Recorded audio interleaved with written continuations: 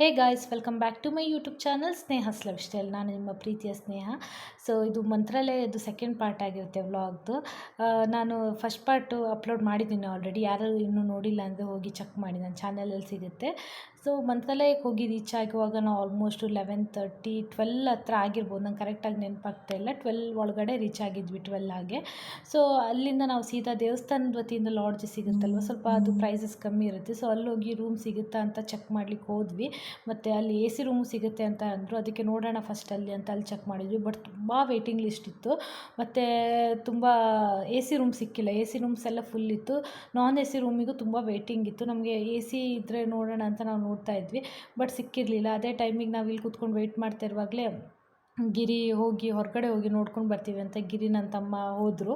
ಅಂದರೆ ಹೊರಗಡೆ ಇದು ಪ್ರೈವೇಟ್ ಲಾಡ್ಜಸ್ಸಲ್ಲಿ ನೋಡೋಣ ಅಂತ ಹೋದರು. ಆವಾಗ ನಾನು ಪಾಪು ಮಲಗಿದ್ದ, ಅಷ್ಟೊತ್ತಿಗೆ ನಿದ್ದೆ ಬಂದಿತ್ತು ಅವನಿಗೆ. ಅವ್ನು ಹಿಡ್ಕೊಂಡು ಹಾಗೆ ಓಡಾಡಿಸ್ತಾ ಇದ್ದೆ. ಅವನಿಗೆ ಸ್ವಲ್ಪ ನಿದ್ದೆ ಬಂತು ಮತ್ತು ಹೇಳ್ತಾ ಇದ್ದ, ಅಂದರೆ ಡಿಸ್ಟರ್ಬೆನ್ಸ್ ಆಗ್ತಾಯಿತ್ತು. ನಿದ್ದೆ ಮಾಡ್ತಾಯಿದ್ದ, ಹೇಳ್ತಾ ಇದ್ದ, ಆ ಥರ ಇತ್ತು. ಸೊ ಅದಕ್ಕೋಸ್ಕರ ನಾವು ಇಟ್ಕೊಂಡು ಆ ಕಡೆ ಈ ಕಡೆ ತಿರ್ಸ್ತಾ ಇದ್ದೆ ನಿದ್ದೆ ಮಾಡಲಿ ಅಂತ. ಇದು ಆ್ಯಕ್ಚುಲಿ ದೇವಸ್ಥಾನದಿಂದ ಕೊಡ್ತಾರಲ್ಲ, ಆ ಲಾಡ್ಜ್ದು ಆಫೀಸ್ ಏನೋ ಇದೆ, ಅಲ್ಲಿ ನಾವು ವೆಯ್ಟ್ ಮಾಡ್ತಾಯಿದ್ವಿ. ಇಲ್ಲಿ ವೆಯ್ಟಿಂಗ್ ಮಾಡ್ಬೋದು.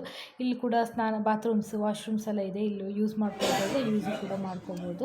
ಸೊ ಅದಾದಮೇಲೆ ಅಬ್ಬಿ ಮತ್ತು ತಮ್ಮೆಲ್ಲ ಹೋಗಿ ರೂಮ್ ನೋಡ್ಕೊಂಡು ಬಂದರು. ಒಂದು ರೂಮ್ ಆಯಿತು. ಇಲ್ಲೇ ಪಕ್ಕನೇ ರೂಮ್ ಸಿಕ್ತು ನಮಗೊಂದು. ನಾವೇನು ಮಾಡಿದ್ವಿ ಅಂದರೆ, ಅಷ್ಟೂ ಜನ ಒಂದೇ ರೂಮಲ್ಲಿ ಇರೋ ಥರ, ಅಂದರೆ ಶೇರಿಂಗ್ ಮಾಡ್ಕೊಂಡಿರೋ ಥರ, ಅಂದರೆ ಇಲ್ಲಿ 3 ಕಾಟ್ಸ್ ಇತ್ತು. 2 ಡಬಲ್ ಕಾಟ್, 1 ಸಿಂಗಲ್ ಕಾಟ್, ಆ ಥರ. ನಮ್ಗೆ 1 ನೈಟ್ ಅಷ್ಟೇ ಸ್ಟೇ ಆಗಲಿಕ್ಕಿರೋದು. ಎಲ್ಲರೂ ಜೊತೆಗೆ ಇದ್ಬಿಡೋಣ ಅಂತ ಹುಡುಕಿದ್ವಿ. ಸಪ್ರೇಟ್ ರೂಮ್ ನೋಡಿದ್ವಿ, ಅದು ಅಷ್ಟು ಚೆನ್ನಾಗಿರಲಿಲ್ಲ. ಈ ರೂಮ್ ಸ್ವಲ್ಪ ಚೆನ್ನಾಗಿತ್ತು, ಎ ಸಿ ಇತ್ತು. ನಂಗೆ ಕರೆಕ್ಟ್ ನೆನಪು ಬರ್ತಾಯಿಲ್ಲ. 3,500-4,000 ನಾವು ಪೇ ಮಾಡಿದ್ವಿ 1 ಡೇಗೆ. ಬಟ್ ರೂಮ್ ಚೆನ್ನಾಗಿತ್ತು. ಅದಾದಮೇಲೆ ನಾನು ಡೈರೆಕ್ಟ್ ಇವಾಗ ಮಾರ್ನಿಂಗ್ ಕ್ಲಿಪ್ಪಿಂಗ್ ತೊಗೊತಾ ಇದ್ದೆ. ನಂಗೆ ಬೇರೆ ಏನೂ ಕ್ಲಿಪ್ಪಿಂಗ್ ತೊಗೊಳ್ಲಿಕ್ಕೆ ಆಗಲಿಲ್ಲ. ಮಾರ್ನಿಂಗ್ ನಾನು ಇದೀಗ ದೇವಸ್ಥಾನಕ್ಕೆ ರೆಡಿಯಾಗಿ ಹೋಗ್ತಾ ಇದ್ವಿ. ನೋಡ್ಬೋದು, ನಾನು ಸ್ಯಾರಿ ಹಾಕಿದ್ದೀನಿ ಮಾರ್ನಿಂಗು.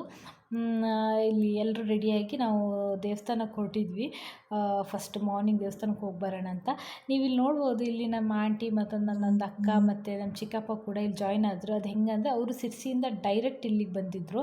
ಮಾರ್ನಿಂಗ್ ಅವ್ರು ರೀಚ್ ಆದರು. ಅವ್ರು ಮಾರ್ನಿಂಗ್ ಇಲ್ಲಿ ಬಂದು ಫ್ರೆಶ್ ಅಪ್ ಆಗಿ ಅವರು ಡೈರೆಕ್ಟ್ ಇವತ್ತು ಸಂಜೆನೇ ಹೊರಡ್ತಾರೆ. ನಾವು ಇವತ್ತು ಸಂಜೆನೇ ಹೊರಡೋದು. ಅವ್ರು ಸೀದಾ ಸಿರ್ಸಿಗೆ ಹೋಗ್ತಾರೆ, ನಾವು ಸೀದಾ ಇಲ್ಲಿಂದ ಬ್ಯಾಂಗ್ಳೂರಿಗೆ ಹೋಗೋ ಥರ, ಆ ಥರ ಪ್ಲ್ಯಾನ್ ಆಗಿತ್ತು. ಅವ್ರು ಡೈರೆಕ್ಟ್ ಮಾರ್ನಿಂಗ್ ಬಂದಾಗ ನಾನು ಎದ್ದು ಇರಲಿಲ್ಲ. ಅವ್ರು ತುಂಬ ಬೇಗ ಬಂದು ಅವರು ಫ್ರೆಶ್ ಅಪ್ ಎಲ್ಲ ಆಗಿದ್ದು. ನಾವು ಅವಾಗ ಮಲಗಿದ್ವಿ.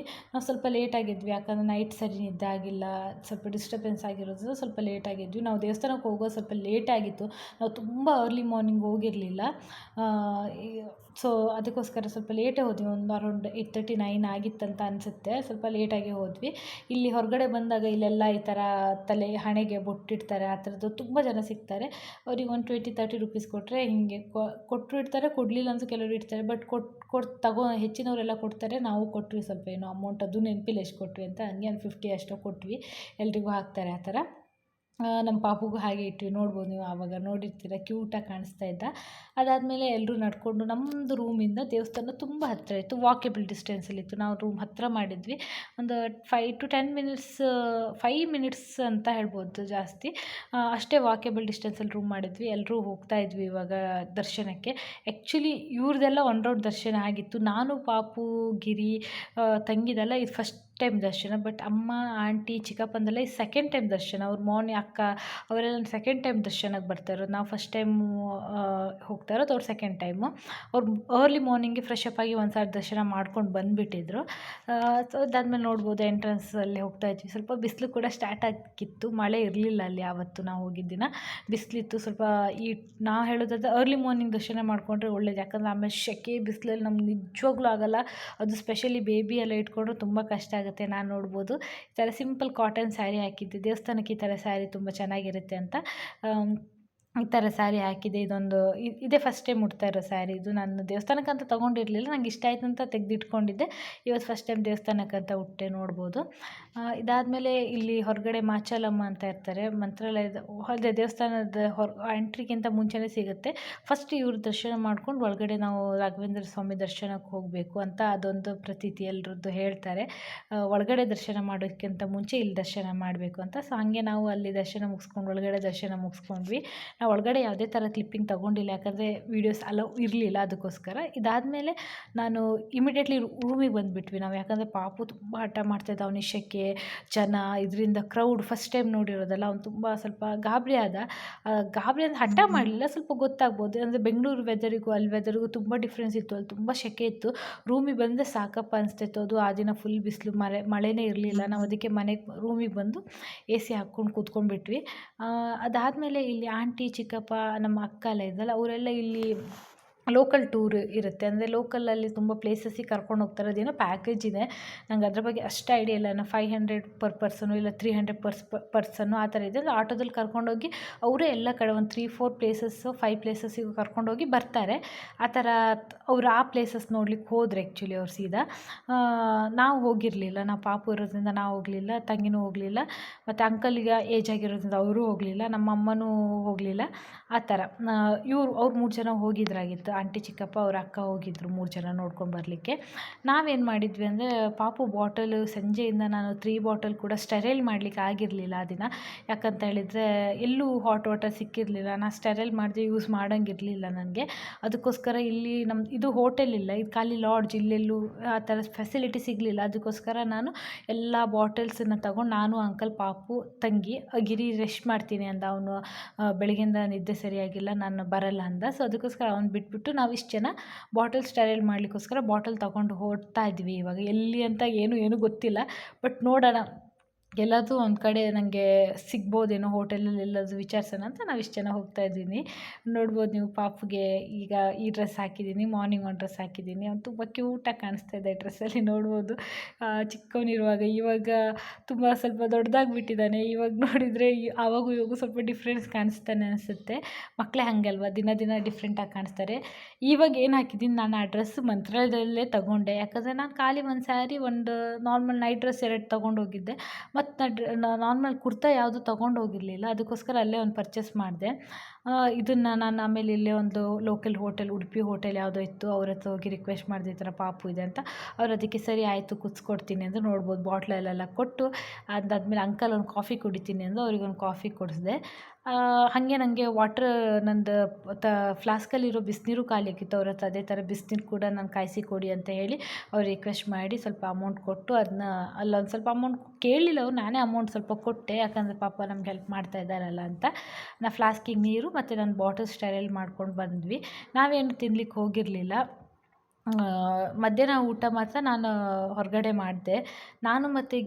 ನಾನೊಬ್ಬಳೇ ಹೊರಗಡೆ ಮಾಡಿದೆ, ಕರೆಕ್ಟ್. ಅವರೆಲ್ಲರೂ ದೇವಸ್ಥಾನಕ್ಕೆ ಹೋಗಿ ಪ್ರಸಾದ ಊಟನೇ ಮಾಡಿದ್ದು, ಒಬ್ಬರಾದ್ಮೇಲೆ ಒಬ್ರು ಆ ಥರ ಹೋಗಿ ಎಲ್ಲ ಮಾಡ್ಕೊಂಡು ಬಂದರು. ಬಟ್ ನಾನು ಹೋಗ್ಲಿಕ್ಕಾಗಿಲ್ಲ, ಯಾಕಂದರೆ ನಾನು ಪಾಪು ಇಟ್ಕೊಂಡು ನಂಗೆ ಹೋಗ್ಲಿಕ್ಕೆ ಆಗ್ತಾ ಇರಲಿಲ್ಲ. ಪಾಪು ನಾನು ಬಿಟ್ಟು ಇರ್ತಾ ಇರಲಿಲ್ಲ. ಅದಕ್ಕೋಸ್ಕರ ನಾನು ದೇವಸ್ಥಾನಕ್ಕೆ ಹೋಗಿ ಊಟ ಮಾಡಿ ಬಂದಿಲ್ಲ. ನನಗೆ ಗಿರಿ ಮಾತ್ರ ಇಲ್ಲೇ ನಮ್ಮ ರೂಮ್ ಪಕ್ಕನೇ ಇದೇ ಹೋಟೆಲಿಗೆ ಕರ್ಕೊಂಬಂದು ಮಧ್ಯಾಹ್ನ ಊಟ ಕೊಡಿಸ್ದೆ. ಅದನ್ನೆಲ್ಲ ನಾನು ವ್ಲಾಗ್ ಮಾಡಲಿಕ್ಕೆ ಆಗಿಲ್ಲ, ಬಟ್ ಇವಾಗ ಹೇಳ್ತಾ ಇದ್ದೀನಿ. ಅದಾದಮೇಲೆ ನಾವು ಪುನಃ ರೂಮಿಗೆ ಬಂದ್ವಿ. ನಾವು ಬಾಟಲ್ ಸ್ಟೆರೈಲ್ ಮಾಡಿಸ್ಕೊಂಬಂದು ಇಲ್ಲಿ ಬಂದು ಮತ್ತೆ ಕ್ಲೀನ್ ಮಾಡಿ ಒರೆಸಿ ಎಲ್ಲ ತೆಗೆದಿಟ್ಟೆ. ಯಾಕಂದರೆ ಇವತ್ತು ಸಂಜೆ ನಮ್ಗೆ ಪುನಃ ಹೊರಡಬೇಕಲ್ವ, ನಂಗೆ ನೈಟ್ ಬಾಟಲೆಲ್ಲ ಬೇಕಾಗುತ್ತೆ. ಅದಕ್ಕೋಸ್ಕರ ಎಲ್ಲ ರೆಡಿ ಮಾಡಿ ಇಟ್ಕೊಂಡೆ. ಪಾಪು ನೋಡ್ಬೋದು, ಏನು ಕ್ರ್ಯಾಂಕಿ ಏನೂ ಇರಲಿಲ್ಲ. ಬಟ್ ಸ್ವಲ್ಪ ಹೊರಗಡೆ ಹೋದಾಗ, ಅದೇ ಬೆಳಿಗ್ಗೆ ದರ್ಶನಕ್ಕೆ ಹೋದಾಗ ಸ್ವಲ್ಪ ಕ್ರ್ಯಾಂಕಿ ಆದ. ಬಿಕಾಸ್ ಆಫ್ ಅದೇ ತುಂಬ ಸೆಕೆ ಇತ್ತು, ಅದಕ್ಕೋಸ್ಕರನೇ ಸ್ವಲ್ಪ ಆದ ಅನಿಸುತ್ತೆ. ಅವನಿಗೆ ಸೆಕೆ ತಡ್ಸ್ಕೊಳ್ಳಲ್ಲ, ಅವನು ಸೆಕೆಗೆ ಸ್ವಲ್ಪ ಇರಿಟೇಟ್ ಥರ ಆದ. ಬಟ್ ಹತ್ತಿಲ್ಲ, ಹಾಗೆ ನಾರ್ಮಲ್. ನೋಡ್ಬೋದು ರೂಮೆಲ್ಲ ಫುಲ್ ಮೆಸ್ಸಿ ಆಗಿದೆ, ಯಾಕಂದರೆ ಎಲ್ಲರದ್ದು ಲಗೇಜ್ ಇತ್ತು, ಎಲ್ಲರದ್ದು ಲಗೇಜ್ ಹರಡ್ಕೊಂಡಿತ್ತು ಸ್ವಲ್ಪ. ಅದಕ್ಕೋಸ್ಕರ ಮೆಸ್ಸಿ ಥರ ಫೀಲ್ ಆಗ್ತಾಯಿದೆ ಅಷ್ಟೇ. ಅದಾದಮೇಲೆ ಆಂಟಿ, ಚಿಕ್ಕಪ್ಪ ಎಲ್ಲ ಬಂದರು. ನಾನು ತುಂಬ ವ್ಲಾಗ್ಸ್ ತೊಗೊಳ್ಲಿಕ್ಕಾಗಿಲ್ಲ. ನಾವು ಪುನಃ ಏನು ಮಾಡಿದ್ವಿ ಅಂದರೆ, ಸಂಜೆ ಪುನಃ ಹೊರಗಡೆ ಹೊರಡ್ತಾ ಇದ್ವಿ. ಇಲ್ಲಿ ದೇವಸ್ಥಾನಕ್ಕೆ ಹೋಗಬೇಕಿತ್ತು ಪುನಃ ಇನ್ನೊಂದು ರೌಂಡು ನಮಗೆ. ಅದಕ್ಕೆ ನಾವು ಪುನಃ ರೆಡಿಯಾಗಿ ಪುನಃ ಗಿರಿಂಗ್ ಕರ್ಕೊಂಡು ಒಂದು ರೌಂಡು ಹೋಗಿದ್ವಿ ದೇವಸ್ಥಾನಕ್ಕೆ, ಸಂಜೆ ದೇವಸ್ಥಾನಕ್ಕೆ ದರ್ಶನಕ್ಕೆ. ನಮ್ಮದೇನು ಪ್ಲ್ಯಾನ್ ಇತ್ತು ಅಂದರೆ, ಸಂಜೆ ಆಂಟಿ, ಚಿಕ್ಕಪ್ಪ ಎಲ್ಲ ಸ್ವಲ್ಪ ಬೇಗ ಹೋದರು. ಅದನ್ನೆಲ್ಲ ನಾನು ಆವಾಗ ಹೇಳ್ದಂಗೆ ವ್ಲಾಗ್ ಮಾಡಿಲ್ಲ, ಅವರೆಲ್ಲ ಬಸ್ಸಲ್ಲಿ ಹೋಗಿಬಿಟ್ರು. ನಮ್ಮದೇನಾಗಿತ್ತಂದರೆ, ನಾನು, ಅಮ್ಮ, ತಂಗಿ, ಇವರು ತಾತ ಮತ್ತು ಗಿರಿ ಅಮ್ಮ ಎಲ್ಲ, ಪಾಪು ಎಲ್ಲ ಸೇರಿ ಸಂಜೆ ಹೋಗೋದು ಅಂತ ಆಗಿತ್ತು. ಸೊ ಅದಕ್ಕೋಸ್ಕರ ನಾವು ನಮ್ಮದು ಟ್ರೈನ್ ತುಂಬ ಲೇಟಿತ್ತು, 11:30ಗಿತ್ತು ಟ್ರೈನ್. ನಾವು ಸಂಜೆ ಪುನಃ ದರ್ಶನ ಮಾಡಿಕೊಂಡು ಸಂಜೆ ಪುನಃ ದೇವಸ್ಥಾನದಲ್ಲೇ ಊಟ ಮಾಡಿಕೊಂಡು ಅಲ್ಲಿಂದ ನೈಟ್ ಹೊರಡೋಣ ಅಂತ ಈ ಥರ ಪ್ಲ್ಯಾನ್ ಆಗಿತ್ತು ನಮ್ಮದು. ಅದಕ್ಕಿಂತ ಮುಂಚೆ ನಾವು ಒಂದು ಸಲ ದೇವಸ್ಥಾನಕ್ಕೆ ಹಿಂಗೆ ಒಂದು ರೌಂಡ್ ಬಂದಿದ್ವಿ. ಇವಾಗ ಹಿಂಗೆ ಏನಾದರೂ ಐಟಮ್ ನೋಡ್ಕೊಂಡು ಹೋಗೋಣ, ಪಾಪುಗೆ ಏನಾದರೂ ಆಟ ಸಾಮಾನು ತೊಗೊಂಡು ಹೋಗೋಣ ಅಂತ ಅಮ್ಮ ಮತ್ತು ಪಾಪು ರೂಮಲ್ಲೇ ಬಿಟ್ಟು ಬಂದಿದ್ವಿ. ನಾವು ಎಲ್ಲೂ ಏನೂ ನೋಡಿರಲಿಲ್ಲ. ಬೆಳಿಗ್ಗೆನೂ ಕೂಡ ನಾನು ಹಿಂಗೆ ಹೋದೆ. ಎಲ್ಲಿಗೂ ಹೋಗ್ಲಿಕ್ಕಾಗಿರಲಿಲ್ಲ. ಎಲ್ಲರೂ ಒಂದೊಂದು ರೌಂಡ್ ಹೋಗಿದ್ದು, ನಾನು ಮತ್ತೆ ಎಲ್ಲೂ ಹೋಗಿರಲಿಲ್ಲ. ಅದಕ್ಕೆ ಸಂಜೆ ಹಿಂಗೆ ಒಂದು ರೌಂಡ್ ಬಂದ್ವಿ ಏನಾದರೂ ತಗೊಳ್ಳೋಣ ಅಂತ. ಬಟ್ ಟು ಬಿ ಫ್ರ್ಯಾಂಕ್ ಏನು ತಗೊಳ್ಳೋ ಥರ ಇಲ್ಲ ಅಲ್ಲಿ. ಅಷ್ಟು ಏನು ಐಟಮ್ಸ್ ಇಲ್ಲ, ಏನೂ ಇಲ್ಲ ತಗೊಳ್ಳೋ ಹಂಗಿಂದು. ನನಗೇನು ಇಷ್ಟ ಆಗಿಲ್ಲ. ಆದರೂ ಕೂಡ ನೆನಪಿಗಿರಲಿ ಅಂತ ಪಾಪುಗೇನೋ ಒಂದು 2 ಟಾಯ್ಸ್ ತೊಗೊಂಡೆ. ಅದಾದಮೇಲೆ ಇಲ್ಲೇ ಬಂದು ತುಂಬ ಸೆಕೆ ಇತ್ತು, ತುಂಬ ಅಂದರೆ ತುಂಬ ಸೆಕೆ ಆಗ್ತಾಯಿತ್ತು. ನನಗೆ ನಮ್ಮೂರು ಫೀಲ್ ಆಯಿತು. ನಮ್ಮ ಉಡುಪಿ, ಮಂಗಳೂರು, ಕುಂದಾಪುರ ಕಡೆ ಇಷ್ಟು ಬಿಸಿಲಿದೆಯಲ್ಲ ಅದೇ ಥರ ಸೆಕೆ ಇತ್ತು ಅಲ್ಲಿ. ಅದಕ್ಕೋಸ್ಕರ ಒಂದೊಂದು ಐಸ್ ಕ್ರೀಮ್ ತಿಂದ್ಕೊಂಡು ಮತ್ತು ಪುನಃ ರೂಮಿಗೆ ಬಂದ್ವಿ. ರೂಮಿಗೆ ಬಂದು ಇದೇನಿದೆ ಕ್ಲಿಪ್ಪಿಂಗು, ಇದು ನಾವು ಲಾಸ್ಟ್ ಸಲ ಪುನಃ ಈಗ ದೇವಸ್ಥಾನಕ್ಕೆ ಹೊರಡ್ತಾ ಇದ್ವಿ ಸಂಜೆ. ನಮ್ಮ ಪ್ಲ್ಯಾನ್ ಏನಿತ್ತು ಅಂದರೆ ನಮ್ಮದು ಪಾಪುಗೆ ಅನ್ನಪ್ರಾಶನ ಮಾಡಿಸೋಣ ಅಂತ ಅಂದ್ಕೊಂಡಿದ್ವಿ. ಯಾಕಂದರೆ ಪಾಪುಗೆ ಗುರುವಾರ ಹುಟ್ಟಿರೋದು ಆ್ಯಕ್ಚುಲಿ ನನ್ನ ಪಾಪು. ಅದಕ್ಕೋಸ್ಕರ ನಾನೇನು ನೆನೆಸ್ಕೊಂಡಿದ್ದೆ, ಬಟ್ ನಾವು ಮನಸಲ್ಲೇ ಮಾಡಲೇಬೇಕು ಅಂತ ಫಸ್ಟೇನು ಅಂದ್ಕೊಂಡಿರಲಿಲ್ಲ. ಬಟ್ ಮಂತ್ರಾಲಯಕ್ಕೆ ಹೋಗ್ತಾ ಇದ್ದೀವಲ್ಲ ಆವಾಗ ಡಿಸೈಡ್ ಮಾಡ್ಕೊಂಡ್ವಿ. ಹೆಂಗಿದ್ದು ಮಂತ್ರಾಲಯಕ್ಕೆ ಹೋಗ್ತಾಯಿದ್ದೀವಿ, ಅವನು ಗುರುವಾರ ಹುಟ್ಟಿರೋದ್ರಿಂದ ಅಲ್ಲೇ ಒಂದು ಸ್ವಲ್ಪ ಅನ್ನಪ್ರಾಶನ ಮಾಡ್ಕೊಂಡು ಬರೋಣ ಅಂತ. ನಮಗೇನಾಯ್ತು ಅಂದರೆ ಗೊತ್ತಿರಲಿಲ್ಲ. ಬಟ್ ಈ ವಿಡಿಯೋ ನೋಡ್ತಿರೋರು ಯಾರಾದರೂ ಅಂದ್ಕೊಂಡಿದ್ರೆ ಇದೊಂದು ಇನ್ಫಾರ್ಮೇಷನ್ ನೆನ್ಪಿಟ್ಕೊಳ್ಳಿ. ಏನಂದರೆ ಅನ್ನಪ್ರಾಶನ ಮಾಡಬೇಕಂದ್ರೆ ಬೆಳಿಗ್ಗೆ 6 ಗಂಟೆ ಒಳಗಡೆ, 6 ಗಂಟೆನೋ 7 ಗಂಟೆ ಸಮಥಿಂಗಿಗೆ ಆ ಗಂಡ ಹೆಂಡತಿ ಇಬ್ಬರು ಖಾಲಿ ಹೊಟ್ಟೆಲಿ ಪಾಪುನ ಕರ್ಕೊಂಡು ಹೋಗಬೇಕು. ಆವಾಗ ಮಾತ್ರ ಮಾಡ್ತಾರಂತೆ. ನಾವು ಸಂಜೆ ಪಾಪುನ ಕರ್ಕೊಂಡು ಹೋದ್ವಿ. ಅಲ್ಲಿ ತುಂಬ ವಿಚಾರಿಸಿದ್ರೆ ಅವ್ರು ಇದೇ ಹೇಳಿದ್ರು, ಇವಾಗ ಮಾಡೋದೇ ಇಲ್ಲ ಸಂಜೆ, ಮತ್ತೊಂದು ಗಂಡ ಹೆಂಡತಿ ಇಬ್ಬರು ಖಾಲಿ ಹೊಟ್ಟೆಲೇ ಇರಬೇಕು ಅನ್ನಪ್ರಾಶನ ಮಾಡಲಿಕ್ಕೆ, ಈ ಥರ ಎಲ್ಲ ಇತ್ತು. ನಮ್ಗೆ ಗೊತ್ತಿರಲಿಲ್ಲ. ನಾವು ಸಂಜೆ ಮಾಡಿಸೋದು ಅಂತ ಹೇಳಿ ಸಂಜೆ ಕರ್ಕೊಂಡು ಬಂದ್ವಿ. ಬಟ್ ಆಗಲಿಲ್ಲ ಆ ದಿನ. ನೋಡ್ಬೋದು. ಬಟ್ ಸಂಜೆ ವ್ಯೂ ಮಾತ್ರ ಮಂತ್ರಾಲಯದಲ್ಲಿ ತುಂಬ ಅಂದರೆ ತುಂಬ ಚೆನ್ನಾಗಿರುತ್ತೆ. ತುಂಬ ಪೀಸ್, ಕಾಮ್, ತುಂಬ ತಣ್ಣಗೆ ಗಾಳಿ ಬೀಸ್ತಾ ಇರುತ್ತೆ, ಚೆನ್ನಾಗಿರುತ್ತೆ. ನಾವು ಹೋಗಿದ್ದ ದಿನ ಇದೇನೋ ಉತ್ಸವ ನಡೀತಾ ಇತ್ತು, ಉಯ್ಯಾಲೆ ಉತ್ಸವ ಅಂತ. ಅದನ್ನೂ ಒಂದು ಕ್ಲಿಪ್ಪಿಂಗ್ ಇಲ್ಲಿ ಆ್ಯಡ್ ಮಾಡಿದ್ದೀನಿ, ನೋಡ್ಬೋದು. ದೇವಸ್ಥಾನದ ಒಳಗಡೆನೇ ಹೊರಗಡೆ ಈ ವರಂಡ ಇರುತ್ತಲ್ಲ ಒಂಥರ, ಅದ್ರಲ್ಲಿ ನಡೀತಾ ಇತ್ತು. ದೇವಸ್ಥಾನದ ಒಳಗಡೆ ನಡೀತಾ ಇತ್ತು. ಅದನ್ನು ಒಂದು ಕ್ಲಿಪ್ಪಿಂಗ್ ಆ್ಯಡ್ ಮಾಡಿದ್ದೀನಿ. ಬಟ್ ಇಲ್ಲಿ ಅನ್ನಪ್ರಾಶನ ಮಾಡಲ್ಲ ಅಂದು ನಾವು ವಿಚಾರಿಸಿದಾಗ ಇಲ್ಲೇ ಒಳಗಡೆ ಬಂದು ವಿಚಾರಿಸಿದ್ವಿ. ಬಟ್ ಹೆಂಗೂ ಬಂದಿದ್ವಿ, ಹೆಂಗೂ ಅಂದ್ಕೊಂಡಿದ್ವಿ. ಹೆಂಗಿದ್ರು ನಾವು ಕೂಡ ದೇವ್ರ ಪ್ರಸಾದ ತಿನ್ಲಿಕ್ಕೆ ಹೋಗ್ತಾ ಇದ್ವಿ. ನೈಟ್ನಾಗ ಮಧ್ಯಾಹ್ನ ತಿನ್ಲಿಕ್ಕೆ ಆಗಿರಲಿಲ್ಲ ಅಲ್ವಾ.